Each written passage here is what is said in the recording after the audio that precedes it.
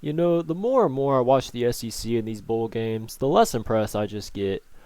Tennessee just finished up their game with Purdue, and I'll be honest, Tennessee got robbed. There is no way that the running back's forward progress was stopped. He kept running, he kept churning his legs, he got in the end zone. If you haven't watched the game, basically the Tennessee Purdue game, which was a wild game by the way, a lot of action happened in the fourth quarter, a lot of touchdowns were scored. So Tennessee got down, and they got the ball back with like a minute 30 left. Went down the field a little bit. Didn't use their timeouts, and the play calling was a little bit suspect. I'm going to save all that for a recap video if I do plan on making one. Tennessee missed a field goal to win the game. The game ends up going to overtime. Tennessee gets the ball first in overtime. Gets down to the 1 yard line. Fourth and goal.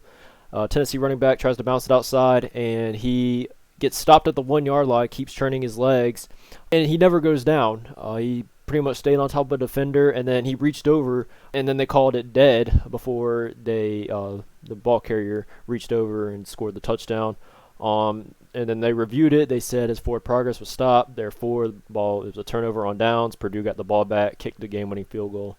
So now that means the SEC is now 1-5 in bowl season play, and I'm not impressed one bit with the SEC this year. I'm an SEC homer. I'm a Georgia fan, and to see this kind of unfold before my eyes, I'm just extremely disappointed and a little worried for tomorrow. Obviously, Georgia plays Michigan tomorrow in the Orange Bowl.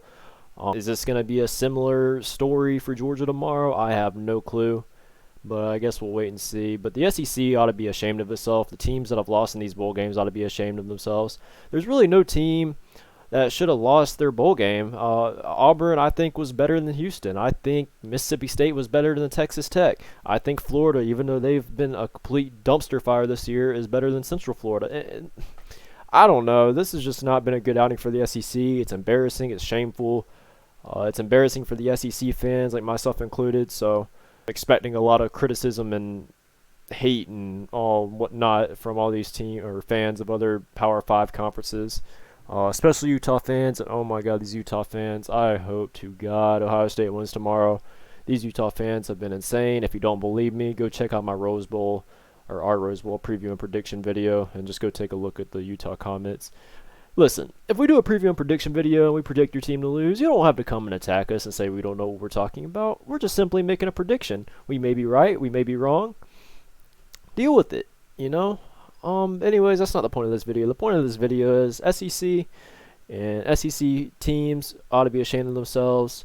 And fans of the SEC, myself included, it's time that we halt on the trash talking until next season, because right now we have no ground to stand on. That's pretty much the video I just wanted to make. I just kind of wanted to get on here and rant. I'll see y'all in the next video.